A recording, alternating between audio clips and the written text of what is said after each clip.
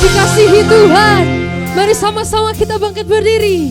Kita berikan tepuk tangan yang meriah bagi Sang Raja, bagi Tuhan kita. Haleluya. Thank you, Jesus.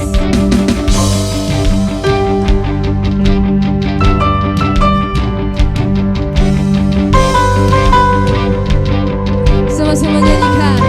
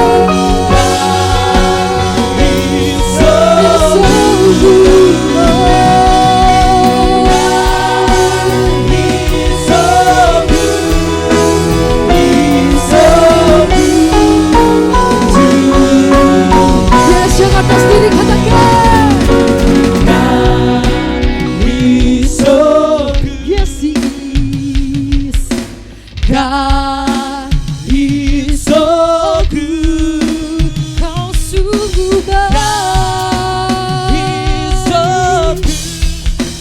He's so good to me. He's so good. He's so good. Oh God, He's so good. He's so good to He's so good, so good. Oh God, He's so good. He's so good to Oh God, He's so good. He's so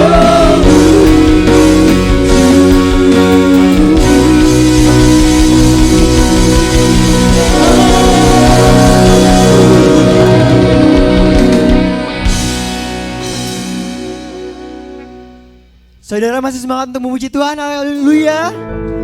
Amin. Senggol kanan kirinya yang semangat memuji Tuhan, haleluya.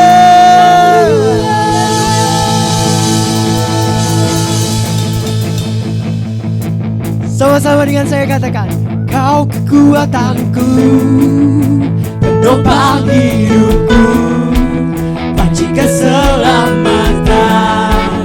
Kau buktikan kasih setiamu, benteng hidupku, tak akan ku takut, sebab ku tahu Kau besertaku. Yesus, jaminan hidupku. Sekali lagi katakan, Kau kekuatanku, penopang hidupku, panci keselamatan. Kau buktikan kasih setiamu, benteng hidupku, tak akan ku takut, sebab ku tahu Kau besertaku. Yesus, jaminan hidupku. Siapa jaminan hidup kita? Siapa jaminan hidup kita?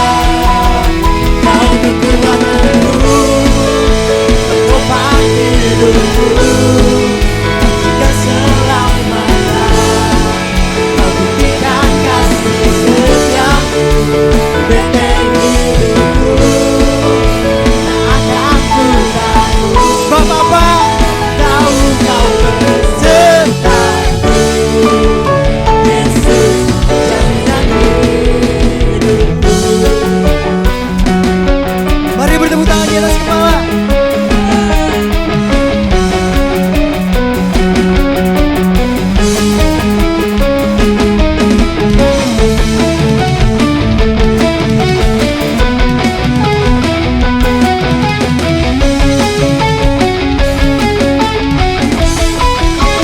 Kau kekuatanku, penopang hidupku, panci keselamatan. Kau buktikan kasih setiamu, benteng hidupku. Tak akan ku takut, sebab ku tahu kau besertaku. Panggil namanya. Kebaca. Penopang hidupku, panci keselamatan. Kau buktikan kasih setiamu, benteng hidupku. Tak akan ku takut, sebab ku tahu kau besertaku. Yesus jadikan hidupku.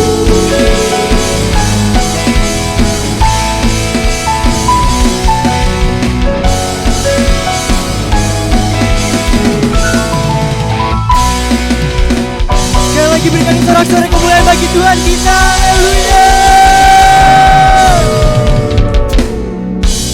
Mari persilakan duduk kembali. Kita akan bersama-sama bersiap memberikan persembahan kita yang pertama. Mari sebelum kita memberikan persembahan, sama-sama kita berdoa. Tuhan Yesus, terima kasih Tuhan untuk kasih setiamu dalam setiap kehidupan kami Tuhan. Sekarang Tuhan, kami ingin memberikan yang terbaik buat Engkau Tuhan. Kami memberikan yang terbaik karena Engkau terlebih dahulu mengasihi kami Yesus. Terima Tuhan Yesus, kami siap untuk memberikan yang terbaik. Amin. Yes, Jesus, Jesus, Jesus.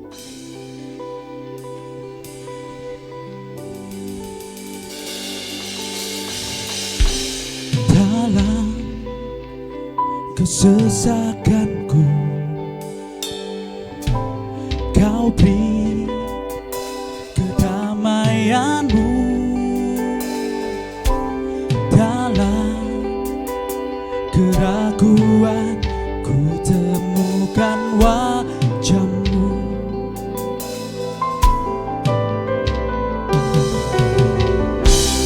Dalam pengorbananmu, Kau jadikanku baru.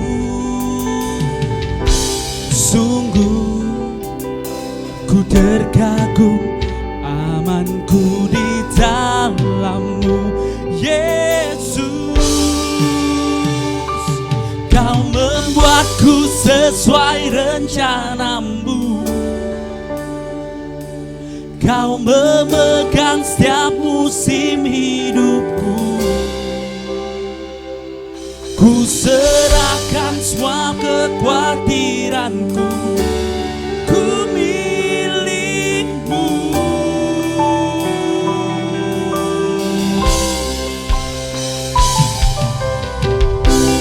Dalam kesesakanku, Kau beri kedamaian-Mu. Dalam keraguan, ku temukan wajah-Mu. Karena pengorbanan-Mu, karena pengorbanan-Mu, Kau jadikanku baru.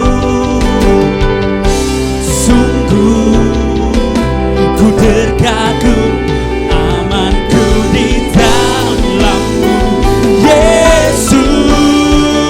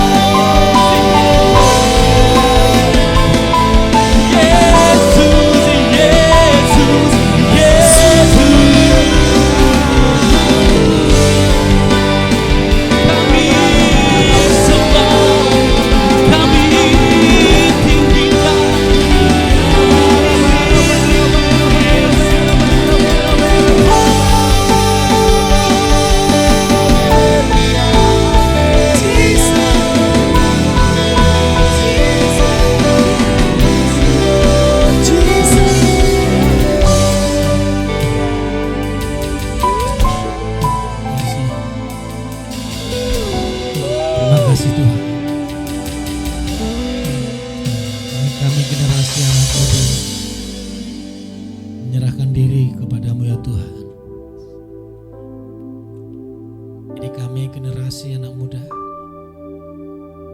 Siap Engkau pakai ya Tuhan. Kami akan masuk dalam perjamuan kudus. Mari semua kita masuk dalam perjamuan kudus. Yang belum terima boleh angkat tangannya. Yang belum terima anggur dan hosti. Yang di mimbar sudah. Yang di mimbar belum.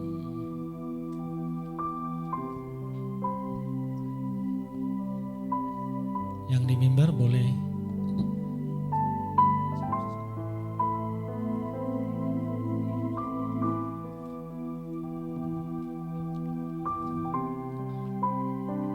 Kau sungguh baik dalam hidup kami Tuhan. Di masa muda kami, justru kami pakai untuk melayani-Mu.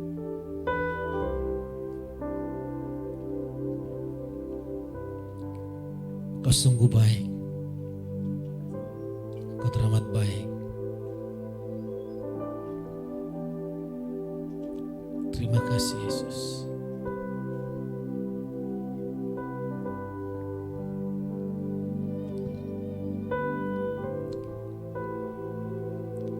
Baik kita yang sudah menerima roti dan anggur, mari kita angkat tinggi-tinggi melebihi dari kepala kita. Yesus berfirman, setiap engkau melakukan ini, ingatlah akan pengorbananku di atas kayu salib. Terima kasih Yesus. Terima kasih Tuhan. Engkau baik, Engkau teramat baik. Pada saat kita mengangkat roti ini, sesungguhnya kita sedang mengimani waktu Yesus tubuhnya tercabik-cabik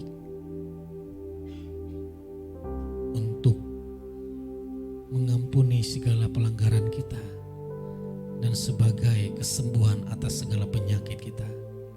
Yesus berkata, inilah tubuhku yang telah dipecah-pecahkan untuk kesembuhan segala sakit penyakitmu.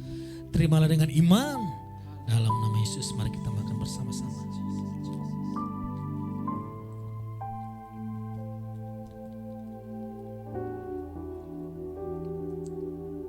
Mari kita angkat cawan yang di dalamnya kita bersekutu dengan darah Yesus.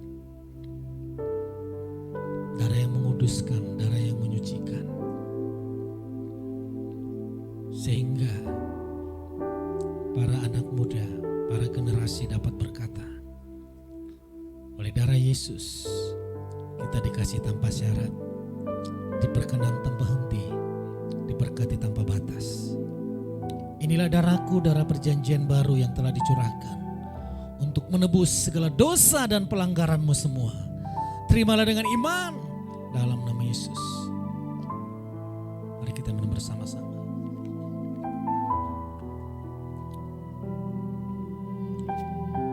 Terima kasih Yesus. Terima kasih Tuhan, Engkau sungguh baik. Mari naikkan syukurmu kepada Tuhan.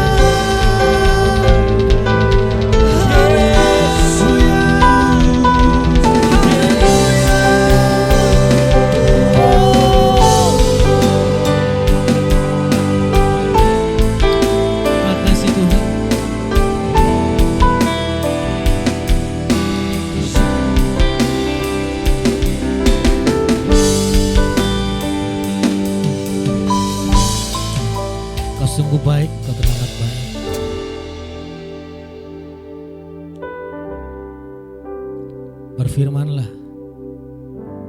karena kami pasti diberkati. Kami sambut firman-Mu dalam nama Tuhan Yesus. Sama-sama kita katakan, amin. Silakan duduk jemaat Tuhan, kita berikan tepuk tangan bagi Tuhan kita. Haleluya. Hari ini temanya tentang Jesus Revolution. Wah, sebelum saya mengkhotbahkan harus terjadi dulu revolusi cara berpakaian saya. Saudara, untuk berpakaian di mimbar seperti ini bukan hal yang mudah. Tadi setelah saya pakai ini, saya pakai kaos, saya pakai celana jeans. Lalu saya benar enggak ini pengkhotbah? Saya benar enggak ini seorang gembala? Saya benar enggak ini seorang pembicara? Karena walaupun Yesus sudah melakukan revolusi, tapi banyak yang belum terevolusi. Banyak para hamba-hamba Tuhan, para gereja menganggap mimbar ini, panggung ini adalah kudus. Lebih kudus dari kita. Sehingga kita juga harus kudus karena panggungnya, mimbarnya kudus. Waktu melakukan sakramen perjamuan kudus, kita menganggap ini kudus. Masih banyak yang belum berubah tentang hal-hal itu. Padahal Tuhan tidak menebus ini, Tuhan tidak menebus panggung ini, mimbar ini, Tuhan tidak menebus apalagi gereja secara bangunan. Yang Tuhan tebus adalah saudara dan saya. Amin. Kitanya yang paling kudus. Jadi saya merasa waktu berdiri saya tidak terhakimi karena saya tahu Tuhan menerima saya apa adanya. Amin. Kalau saudara enggak menghakimi saya, kalau saudara menerima saya dengan cara berpakaian seperti ini, kenapa tidak? Kecuali saudara tidak menerima saya. Oke, saudara pernah menonton Jesus Revolution? Yang sudah pernah siapa? Angkat tangannya. Oke, saudara beneran nonton atau nonton di bioskop sambil tidur?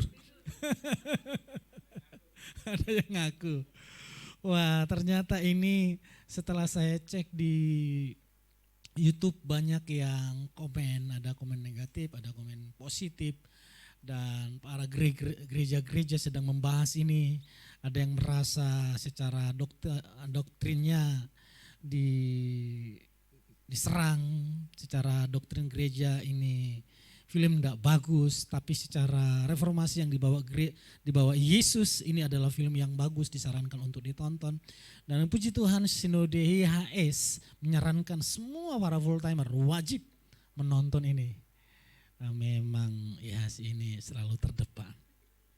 Tidak boleh ketinggalan. Saudara, ini kisah nyata.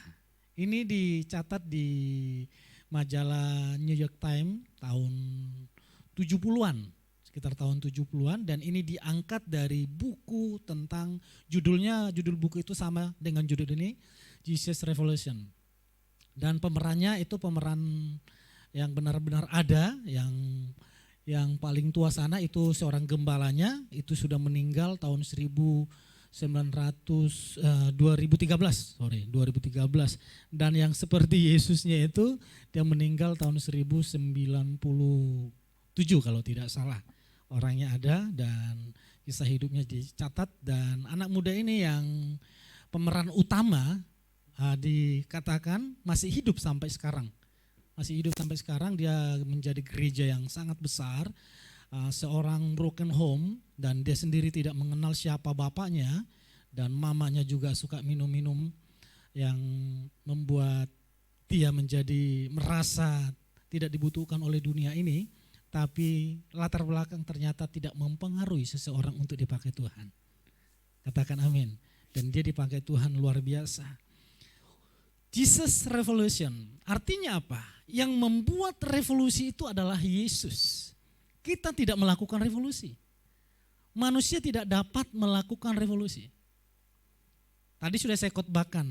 Yesus akan melakukan apa yang tidak dapat dilakukan oleh manusia. Sekali lagi, Yesus akan melakukan yang tidak dapat apa yang dilakukan manusia. Kalau manusia dapat melakukan itu, maka Yesus tidak akan melakukan itu. Tadi sudah saya kasih contoh tentang Lazarus. Waktu Lazarus meninggal, dia dikubur selama 4 hari. Untuk membangkitkan manusia dari kematian, tidak ada manusia yang dapat membangkitkan itu. Sudah 4 hari lalu Yesus berteriak dan berkata, Lazarus bangkitlah. Tuhan tidak perlu campur tangan manusia. Setelah Lazarus bangkit, lalu Yesus berkata, gulingkan batu itu. Buka kain yang menutupi Lazarus. Yang menjadi pertanyaan saya, apakah batu itu bisa diguling oleh manusia? Bisa. Apakah manusia bisa membuka kain yang menutupi Lazarus? Kenapa Yesus memerintahkan manusia? Kenapa Tuhan Yesus tidak melakukan itu? Karena tanpa Yesus manusia dapat melakukan itu. Manusia dapat menggulingkan batu, manusia dapat membuka kain Lazarus. Artinya apa yang dapat dilakukan manusia Tuhan tidak akan menyentuhnya. Dan Tuhan hanya memberkati apa yang kita kerjakan di dalam Tuhan. Amin. Tapi apa yang tidak dapat dilakukan manusia itu pekerjaan Tuhan. Dan Tuhan tidak mau ditolong soal itu. Soal menghidupkan manusia tidak perlu campur tangan manusia. Tuhan melakukan itu sendiri. Tentang 2 ikan 5 roti. Bagaimana caranya memberikan makan 5.000 laki-laki dengan 2 ikan kecil, bukan ikan paus saudara.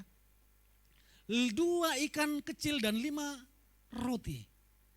5.000 orang laki-laki makan, belum termasuk ibu-ibu, wanita, janda, apalagi anak-anak, bayi belum termasuk. Mungkin 15 atau 20.000 orang kalau ditotalkan semua. Tapi untuk memberi mereka itu urusan Tuhan. Tidak perlu campur tangan manusia.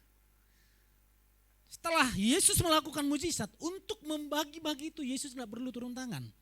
Tuhan minta murid-muridnya semua terlibat. Artinya apa? Apa yang bisa dilakukan selagi hal itu dapat dikerjakan manusia, Tuhan tidak akan turun tangan untuk mengerjakan. Tuhan cukup memberkati. Tapi apa yang tidak dapat dikerjakan oleh manusia, Tuhan sepenuhnya yang akan mengerjakan. Tentang revolusi. Wah, kalau Tuhan tidak turun ke dunia membawa perubahan itu, maka perubahan tidak akan terjadi. Bagaimana tata cara ibadah saat itu sangat sakral sekali, sangat tidak boleh diganggu gugat. Cara berpakaian tidak boleh berpakaian kain apa? Jeans, harus kain. Artinya saya tidak boleh masuk mimbar. Bahkan kalau tidak salah di gereja Protestan tidak boleh ya. Pengkhotbah itu berpakaian seperti ini. Harus pakai jubah. Karena mengacu kepada liturgi yang sana. Sangat sakral sekali, sangat disiplin sekali. Karena itu Yesus berkata kepada perempuan Samaria, engkau berkata di gunung ini adalah tempat penyembahan. Israel berkata, enggak, di Yerusalem lah di tempat penyembahan. Mungkin agama yang lain berkata, enggak, di Arab lah tempat penyembahan. Tapi Yesus berkata, semua direvolusi, diubah. Bukan di gunung ini, bukan di Arab, bukan di Yerusalem, tapi tempat penyembahan adalah di dalam roh dan kebenaran. Artinya dimanapun kita dapat menyembah Tuhan. Bukan berarti saudara nggak datang ke gereja. Di gereja itu sangat penting sekali untuk kita bertumbuh bersama-sama. Karena kalau kita tidak bergereja, lalu kita di rumah saja hanya melihat YouTube khotbah, maka pertumbuhan kita tidak sehat. Saya masih ingat waktu kami belum menikah, biasa orang lajang suka makan di luar tuh. Apalagi kalau baru gajian, itu makanan pinggir jalan itu nggak level. Kan uang masih banyak tuh. Kalau bisa steak apalagi. Pokoknya kelas high lah. Kecuali sudah menipis, warteg pun jadi. Apalagi, pokoknya apapun jadi, jangankan warteg Pak. Mie direbus aja jadi gitu. Jadi sering jajan di luar. Karena sering jajan di luar, saya selalu bermasalah dengan perut. Pasti dalam 1 minggu pasti diare. Dan diare itu nggak tanggung-tanggung, bisa maaf kata dalam 1 hari bisa ke kamar mandi itu sampai 20 kali. Sampai air bening yang keluar. Masalah saya, penyakit saya selalu di perut. Karena apa? Jajan di luar terus. Tapi setelah saya menikah dan 90% bahkan 100% makanan yang saya makan itu hasil masakan istri saya. Kalaupun itu di luar karena istri saya capek, dia beli di luar. Dan puji Tuhan, masalah perut tidak bermasalah lagi. Selagi kita sebagai orang Kristen, kita mendengar khotbah jajan di luar, di YouTube, maka pertumbuhan kita enggak sehat. Kita akan sehat, pertumbuhan kita enggak sehat. Tapi harus satu yang membuat kita bertumbuh. Karena apa saudara? Kalau di YouTube, saudara tidak akan tersinggung. Siapa yang menyinggung saudara? Oh, pengkhotbah ini membuat saya tersinggung. Ganti channelnya. Oh, gak sesuai kemauan saya. Ganti channelnya. Enak toh. Tapi di gereja itu membuat kita bertumbuh. Tapi di dalam menyembah, di dalam roh dan kebenaran, itu dapat dilakukan di rumah, di mana saja. Saat memasak, saat ngapain pun kita dapat menyembah Tuhan. Beberapa hari lalu Gersom hubungi saya, Pak yuk 2 puasa. Sekarang masih puasa Gersom? Masih ya? Ya, saya ngikutin saudara, langsung. Saat itu dia bicara, besok saya mulai puasa. Oke, puasa. Saudara boleh ikut terlibat. Sudah siapa saja yang berpuasa? 1, Gersom 2, 3, apa lagi? Saya pikir Bu Yanti angkat tangan. Saya bilang wah ini mujizat ini. Ada saya juga puasa, wah itu baik saudara untuk secara kesehatan baik. Terutama saudara yang pingin cepat-cepat langsing itu baik. Oke, jadi secara ibadah terjadi perubahan, secara liturgi lagi. Liturgi ibadah tidak terlalu kaku. Ibadah kedua ini saya berikan kebebasan untuk anak-anak muda, terserah liturginya seperti apa. Selama itu membuat ibadah itu asik dan enak dinikmati, sekreatif apapun terserah. Bahkan Tuhan berkata di ayat selanjutnya, jadi Yesus sudah melakukan revolusi. Nah, Yesus sudah melakukan revolusi, kita hanya terlibat di dalam revolusi yang sudah Yesus kerjakan. Ingat, manusia tidak melakukan revolusi, hanya Tuhan yang melakukan revolusi. Kita hanya terlibat di dalamnya.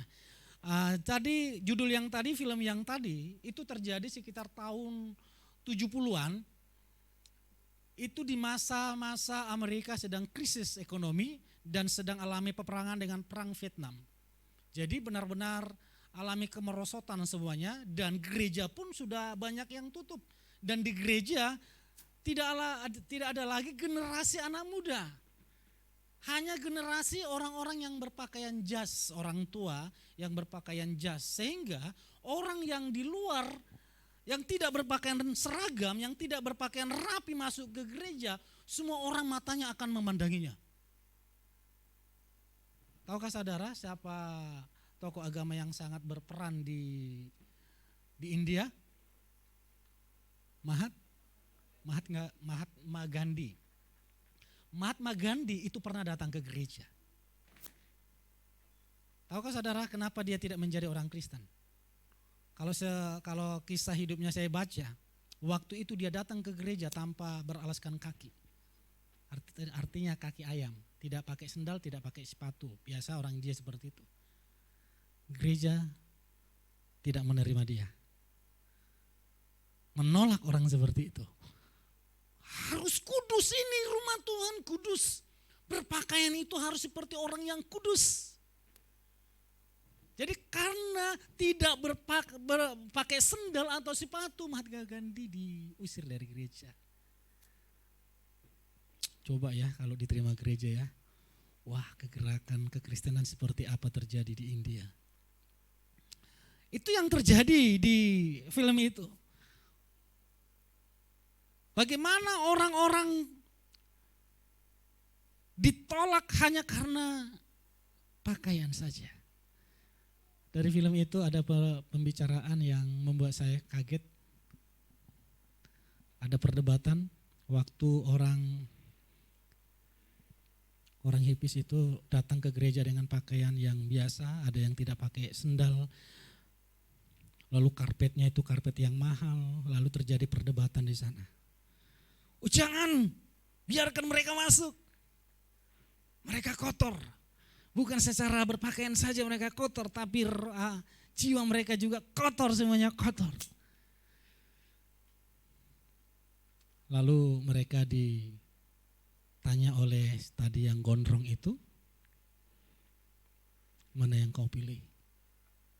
Pak, karpetmu yang kotor atau jiwa-jiwa yang datang ke gereja? Selama ini gerejamu tertutup, bukalah untuk semua jiwa-jiwa. Akhirnya pendetanya berkata, tidak apa-apa karpetnya kotor, yang penting jiwa-jiwa yang datang. Oleh sebab itu Tuhan berkata, tidak ada lagi orang Yahudi atau Yunani, tidak ada lagi hamba atau orang merdeka, tidak ada lagi laki-laki dan perempuan, karena kamu semua adalah satu dalam Kristus Yesus. Dan jika kamu milik Kristus, maka kamu adalah keturunan Abraham dan menjadi pewaris dari perjanjian itu. Artinya semua orang yang percaya kepada Yesus adalah orang yang dikasihi. Semua manusia dikasihi. Coba next. Di zaman perjanjian lama, Israel adalah pusat kasih Tuhan. Itu perjanjian lama. Tapi di zaman anugerah, yang menjadi pusat kasih Tuhan adalah semua manusia. Semua kalangan yang saya sebut tadi. Hamba, majikan, laki-laki, perempuan, orang Yunani, orang Yahudi, di mata Tuhan tidak ada lagi perbedaan. Semua orang itu dikasihi Tuhan. Jadi kita tidak dapat menghakimi siapapun orangnya. Saya mau tanya, Gersom sama siapa? Sanjaya boleh maju ke depan. Ini kan koordinator ibadah 2. Oke, ada mic-nya. Boleh dinyalain ya, hidupin. Gersom sama Sanja boleh jawab ya. Ini tentang Jesus Revolution. Sebenarnya ini bukan bicara tentang revolution sebenarnya. Ini berbicara tentang kegerakan rohani di zaman itu. Kebangunan rohani. Tapi lebih enak didengarnya Jesus Revolution, lebih mendunia, lebih mendarat maksudnya. Jika suatu hari, kamu kan koordinator ibadah 2. Jika suatu hari komunitas, para pelacur, para narkoba, mereka datang ke sini dengan pakaian compang-camping, dengan pakaian apa adanya. Kamu sebagai koordinator ibadah 2 apa yang kamu lakukan? Ya enggak apa-apa, Pak. On kan ini? Cek 1, Oke. ya. Jadi gereja ini tetap akan menerima semuanya, begitu. Menerima, cara penerimaannya itu gimana? Enggak dijudge, enggak dihakimi, terus diajak ke magnet kayak gitu, suruh pelayanan, Oke. ya kan? Kalau ada, maaf ya, mungkin di luar sana dia masih menjual diri, bergabung dengan orang-orang seperti itu, lalu datang ke gereja dengan pakaian yang seksi. Biasanya kalau pakaian yang seksi itu mata-mata para malaikat yang saya sebut itu mata-mata yang pakai jas, itu langsung mata menghakimi. Kira-kira gimana? Kamu menerima langsung mendekatinya atau gimana? Ayo. Ya diterima, Pak. Karena kalau kita belajar dari Aci kemarin kan, Yesus nerima kita tanpa term and condition ya. Artinya kita juga harus niru Yesus juga gitu. Oke, kalau dari Sanjaya gimana? Orang pemabuk yang disebut sampah masyarakat, bahkan para pemulung, orang-orang yang LGBT, LGBT, Nanti kamu gimana cara melayaninya? Jangan sampai kamu ikut terlibat di dalamnya.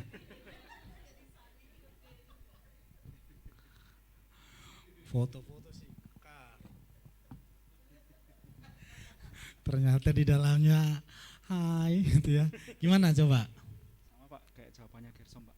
Saya tadi nggak ingat jawabannya Gershom seperti apa. Tuhan Yesus kan maksudnya nggak milih, maksudnya Tuhan Yesus diciptakan juga buat orang berdosa. Nggak kedengaran kan? Tuhan Yesus datang ke dunia juga buat orang berdosa Pak. Jadi kita yang sudah ditebus, kita harus meniru Yesus juga. Kita tidak membenarkan perbuatannya, tapi bukan berarti kita tidak menerima mereka gitu. Jadi justru itu yang harus kita rangkul gitu. Oke, tepuk tangan buat mereka berdua. Oke, thank you. Saudara, ini para koordinator, saya anggap ini mewakili semua orang-orang yang Pak Erwin, perlu saya tanya juga? Nggak usah, sudah ya? Oke saudara, maksudnya kalau suatu hari, kalau kita sudah membuka hati, siap-siap orang-orang demikian Tuhan kirimkan. Jangan dihakimi. Cara berpakaiannya jangan dihakimi. Saya sengaja berpakaian seperti ini supaya tidak ada jarak di antara kita. Oke? Jadi waktu Yesus, zaman Yesus saat itu, waktu Yesus duduk dengan pelacur Maria Magdalena, itu dihakimi loh. Itu dihakimi. Waktu Yesus menginap di rumahnya Sakeus, itu dihakimi. Ini siapa nih Yesus ini? Apakah Yesus ini tidak tahu kalau mereka adalah orang berdosa? Tapi Yesus berkata, hanya orang sakit yang butuh dokter. Kalau orang-orang seperti itu datang ke gereja, kenapa orang-orang lebih memilih di diskotik, lebih memilih di tempat-tempat yang gemerlap sana? Karena cuma satu jawaban, mereka diterima di sana. Saya rindu gereja ini. Bagi orang-orang di luar sana, mereka merasa waktu mengingat YHS, mereka langsung berpikir, saya diterima di sana. Saya tidak dihakimi di sana. Saya waktu pertama sekali menginjak gereja karismatik, pertama sekali menginjak gereja karismatik, saya tidak perlu menyebut nama gereja itu. Saya merasa terhakimi. Karena saya merasa itu gereja yang sangat eksklusif sekali. Saya orang kampung, orang yang tidak apa-apa, punya apa-apa. Yang membuat saya betah adalah ruangannya dingin itu aja. Karena ruangannya dingin, orang-orang di dalam ikut dingin. Tuhan sudah merubah itu semua. Jadi saudara jangan sampai kita yang tertarik atau terhanyut dengan perilaku mereka. Oke? Kita boleh menerima orang-orang seperti itu, orang-orang hipis ini. Mereka adalah orang-orang narkoba, orang-orang apa lagi ya? Orang yang seks bebas. Pokoknya orang-orang yang gak mau diatur, gak mau terikat. Mereka ini cuman suka, cuman satu. Mereka kalau orang-orang hipis itu, kalau cara berfoto rata-rata fotonya seperti ini. Sering kamu ya? Artinya apa? Kamu orang hipis ya? Tapi gak masalah. Artinya apa? Orang-orang hipis ini cuma satu, cinta damai. Mereka gak perlu kekayaan. Dan mereka gak anti perang. Mereka itu adalah anti perang, anti kekayaan. Karena kekayaan itu adalah sumber peperangan menurut mereka. Jadi mereka itu cinta damai. Sehingga cara berpakaian mereka itu juga, bahkan tempat-tempat mereka yang mereka, pokoknya mereka itu pingin damai, gak mau keributan. Karena itu di zaman Yesus, di zaman revolusi yang terjadi itu zaman peperangan. Zaman di mana Amerika sedang alami krisis yang begitu luar biasa. Dan mereka menggambarkan kami adalah golongan yang cinta damai. orang yang golongan cinta damai, tapi di gereja ditolak. Dan puji Tuhan, lewat gereja itu sampai sekarang gerejanya masih berdiri. Saudara bisa cek itu masih ada dan lumayan besar. Oleh sebab itu Yesus sudah merubah kebiasaan, sudah terjadi revolusi. Oleh sebab itu kita hanya perlu terlibat di dalamnya. Karena Yesus yang melakukan revolusi seperti tadi yang saya bilang. Untuk membangkitkan Lazarus Tuhan tidak perlu melibatkan manusia. Tapi untuk menggulingkan batu, untuk membuka kainnya itu harus bagian manusia. Amin. Bagian kita di zaman revolusi ini apa? Mari ajak jiwa-jiwa, jangkau jiwa-jiwa, saya tekankan kepada para pengurus, ciptakan komunitas-komunitas yang mereka butuhkan. Bukan komunitas-komunitas yang membuat mereka merasa terikat. Siapapun kita jangkau, tapi dengan satu catatan, jangan sampai saudara yang terlibat, terikat atau terpengaruh oleh mereka. Ada satu teman saya yang cukup saudara kenal dan beberapa kali pernah khotbah di sini waktu itu, tidak saya perlu sebut namanya. Dia ingin menjangkau orang-orang yang suka mabuk, merokok, minum-minuman. Pokoknya mereka ingin menjangkau itu. Dengan cara dia ikut mabuk. Dia ikut merokok gitu. Jadi dia merasa diterima. Lama-lama lah saya ini kok menjadi kumpulan mereka.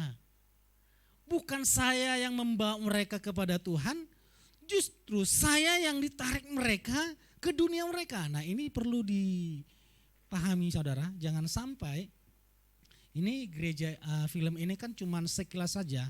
Cara mendidik kaum hippie ini kan, hippies ini kan tidak ditampilkan, ditayangkan di film ini.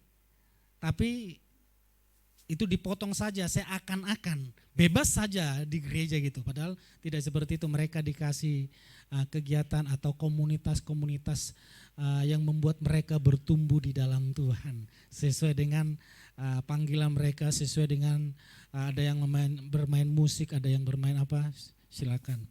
Saya pernah melakukan ini di Blitar, saya mengajak orang keloncongan itu ya. Tradisional, alat musik tradisional Jawa itu saya ajak ke gereja. Alatnya banyak sekali tuh. Waktu latihan sebelum ibadah, mereka merokok di luar gereja. Nah saya itu kan waktu itu belum paham grace. Untung saya enggak menghakimi saudara. Untung saya enggak menghakimi. Lalu ada yang manggil, ayo kita mau tampil. Ini di acara KKR saya lupa, KKR atau Natal saya lupa. KKR ya, acara KKR. Saya kolaborasikan dengan musik kita. Jadi ada keroncongnya, ada banyak rame lah. Habis itu kumpul, mereka ada yang pergi setelah itu mereka merokok di luar gereja.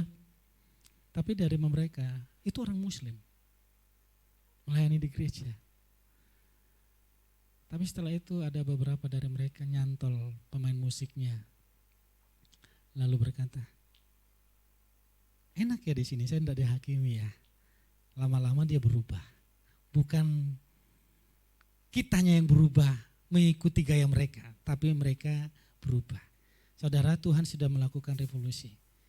Mari gereja ini terbuka untuk revolusi yang sudah Tuhan kerjakan. Tidak lagi terikat dengan doktrin, maksudnya bukan doktrin tata cara ibadah bisa fleksibel seperti apa. Kadang saya lihat di ibadah 2 ini, kadang worship, kadang praise, kadang majesty, belum pernah penyembahan semuanya ya. Belum pernah penyembahan sampai langsung 2 berkat. Oke saudara, yuk kita baca kesimpulannya. Sama-sama kita baca 1, 2, 3. Yesus melakukan revolusi tanpa bantuan manusia. Yesus memberkati apa yang kita lakukan di dalam revolusi itu. Amin. Pemain musik boleh maju ke depan. Yesus sudah melakukan revolusi Dan kita yang terlibat di dalam revolusi itu akan diberkati. Orang-orang yang terlibat, tapi kalau orang-orang yang menghakimi revolusi yang Tuhan Yesus lakukan seperti ahli Taurat, orang Farisi, maka mereka akan tetap tinggal seperti itu. Saudara lihat, Tuhan itu mencintai semua manusia. Tuhan itu mencintai semua manusia dan kasihnya untuk semua manusia. Kalau dulu fokus kasihnya Tuhan itu adalah kepada orang Israel, tapi zaman sekarang kasih Yesus itu kepada semua kalangan. Oleh sebab itu kita harus mengulurkan tangan kita kepada semua kalangan. Amin. Puji nama Tuhan, saudara tetap antusias dalam melayani Tuhan. Saya lihat ibadah dua ini anak-anak muda semakin semangat terus dalam melayani Tuhan, mulai banyak programnya, cara menjangkau anak muda, cara mereka nyaman. Karena yang dibutuhkan anak muda itu cuma satu sih, komunitas. Komunitas yang dapat menerima mereka.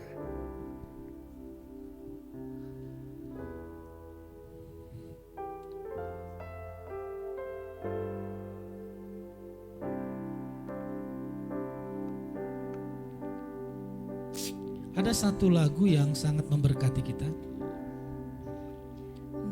Amazing grace, how sweet the sound that saved a wretch Saudara yang tahu lagu ini? like me. Atau saudara pernah dengar lagu ini? Coba angkat tangannya yang pernah dengar lagu ini. Was lost, but now I'm found. Was blind, but now I see. Saudara tahu siapa pencipta lagu ini? Pencipta lagu ini adalah John Newton. Dan setelah saya selidiki latar belakangnya, dia orang yang sangat bejat. Dia penjual manusia. Manusia dia jual. Dia angkut dari Afrika. Dia jual ke Amerika. Seperti itu terus. Sangat bejat sekali hidupnya. Sehingga suatu hari dia ketemu dengan Yesus. Hidupnya hampir mati. Dan singkat cerita dia diberikan hidup lagi. Dia mulai datang ke gereja, mulai mengenal Tuhan. Tapi kegiatan menjual manusia masih dilakukan. Sampai dia menemukan jati dirinya. Kalau saya diterima Tuhan, pastilah orang Afrika itu juga diterima Tuhan. Kalau saya dikasihi Tuhan, pastilah mereka juga dikasih Tuhan. Dia menciptakan lagu yang begitu booming mendunia di zaman itu, Amazing Grace. Karena anugerah itu benar-benar amazing. Jadi siapapun saudara bisa dipakai Tuhan. Katakan amin. Kalau John Newton saja bisa dipakai Tuhan. Yang punya latar belakang yang begitu bejat. Mungkin sudah ribuan orang dia jual. Kok bisa Tuhan pakai dia?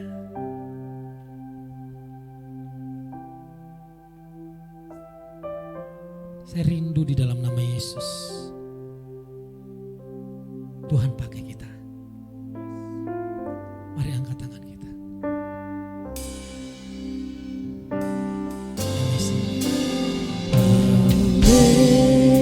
Amazing grace, how sweet the sound that saved a wretch like me.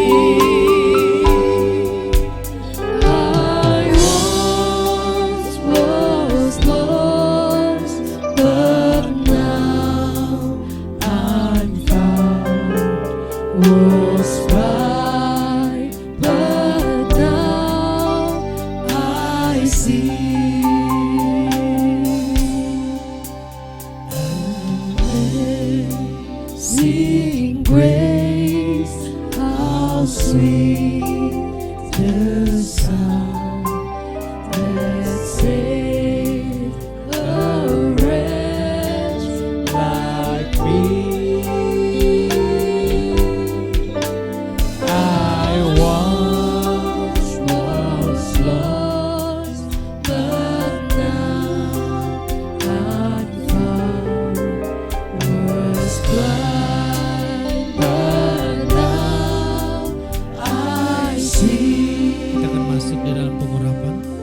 Bagi saudara yang belum menerima pengurapan di ibadah pertama, boleh maju ke depan untuk menerima pengurapan dari Tuhan.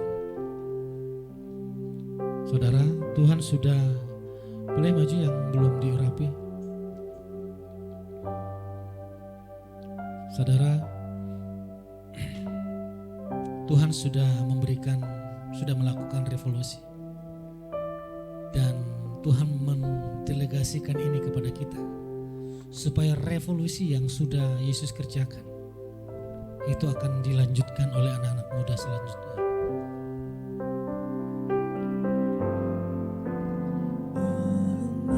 Tuhan, pakai anak-Mu, urapi anak-Mu di dalam nama Tuhan Yesus Kristus. Kau dah diurapi, kau dipakai di dalam nama Tuhan Yesus.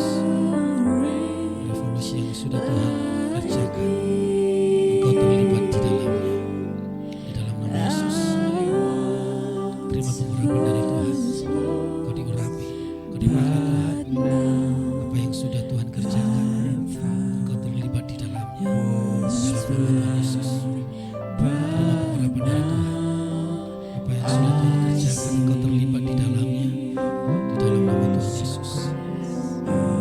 Terima pengurapan dari Tuhan. Apa yang sudah Tuhan kerjakan, Engkau terlibat di dalamnya, Engkau diurapi di dalam nama Yesus.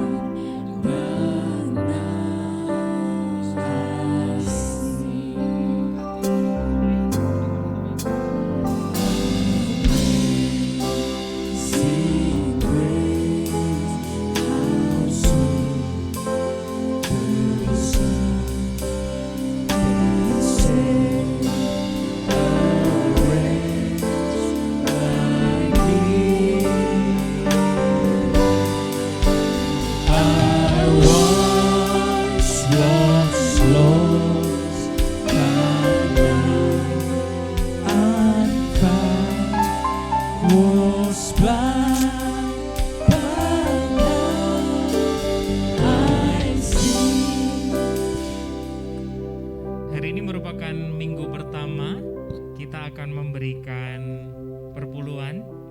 Sebelum kita memberikan perpuluhan, kita sama-sama berdoa. Terima kasih Tuhan buat penjagaan-Mu di dalam keluarga kami. Terima kasih Tuhan, Tuhan sudah buktikan bahwa yang support keluarga kami itu adalah kerajaan surga. Kekayaan surga itu yang ada atas keluarga kami. Dan saat ini Tuhan, kami melangkah dengan iman, kami percaya bahwa ini adalah bukti bahwa penjagaan-Mu terus nyata di dalam kehidupan kami.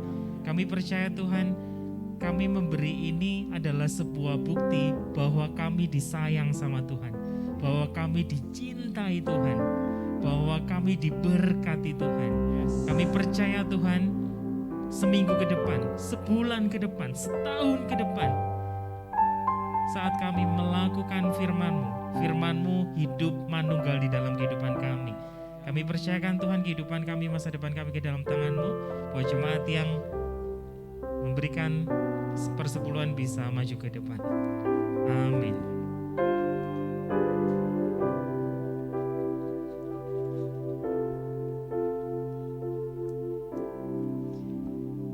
Terima kasih Tuhan Yesus karena Kau sungguh baik.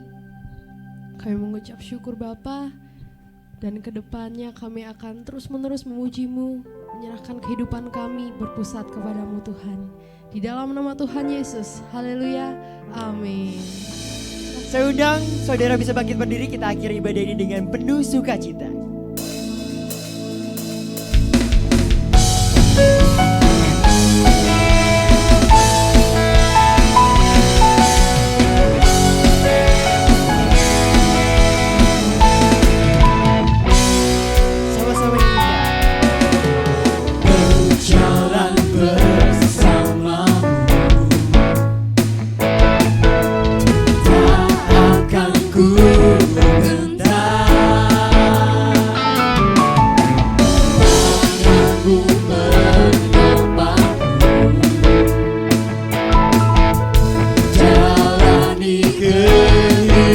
kehidupan.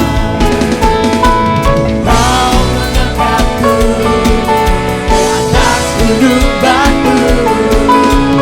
Kau beriku kemenangan. Kau kekuatanku, penopang hidupku, kunci keselamatan. Kau buktikan kasih setiamu, benteng hidupku. Tak akan ku takut, sebab ku tahu kau besertaku. Dengan iman katakan, jaminan hidupku. Siapa jaminan hidup kita? Siapa jaminan hidup kita? Yesus. Amin.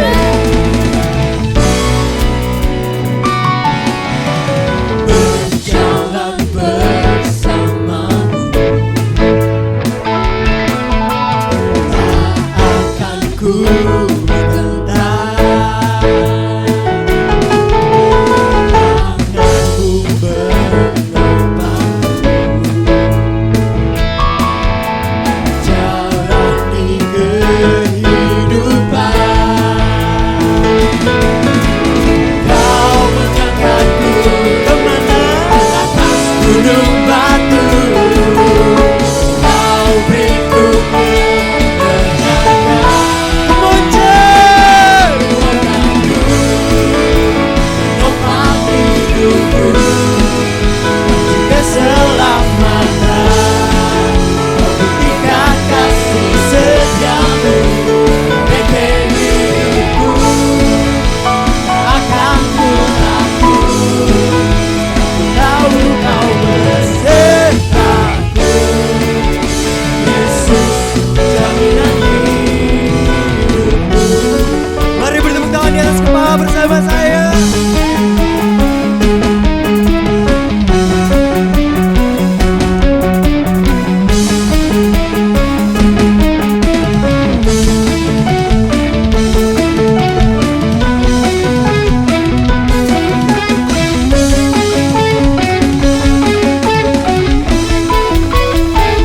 kekuatanku, penopang hidupku, kunci keselamatan. Kau buktikan kasih setiamu, benteng hidupku. Tak akan ku takut, sebab ku tahu kau besertaku. Siapa? Jaminan hidupku. Kau kekuatanku, penopang hidupku, kunci keselamatan. Kau buktikan kasih setiamu, benteng hidupku. Tak akan ku takut, sebab ku tahu kau besertaku. Dengan iman katakan, jaminan hidupku.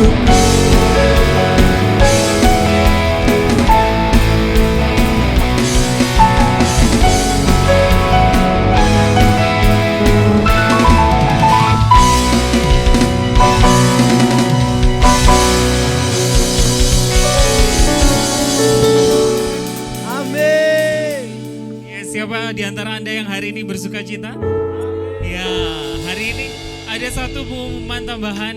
Minggu depan kita akan belajar sama-sama tentang everlasting legacy. Ayo sama-sama katakan everlasting legacy. Everlasting legacy. Ya, apa itu everlasting legacy? Kita akan ketemu di minggu depan. Jadi pastikan ajak gebetannya, ajak anaknya, ya kan? Yang nggak boleh adalah ajak selingkuhannya, nggak boleh. Baiklah kalau begitu. Jadi kita kasih tepuk tangan dulu dong buat PAW yang ada di depan. Wow. So thank you ya. Makasih banyak. Hari ini keren aja atau keren banget mereka? Keren banget. Jadi pastikan mereka bisa memberkati banyak orang di seluruh Sunter, ya kan? Oke, kita akan menerima berkat dari Tuhan. mengucap syukur Tuhan buat keluarga terbaik yang sudah Tuhan berikan. Terima kasih Tuhan buat hari-hari baik yang sudah Tuhan siapkan buat kami. Makasih Tuhan, anak-anak kami adalah anak-anak yang bertumbuh dengan luar biasa. Kami terima Tuhan, kami tidak akan kekurangan. Bahkan anak cucu kami tidak akan pernah meminta-minta